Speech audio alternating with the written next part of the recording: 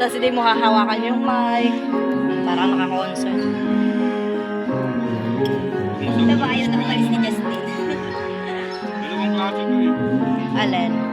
Espelay. With ginger, saka yung isa. Masarap yan. Gusto mo makapin yan. Yung isa yung with ginger. Ah, yung with ginger.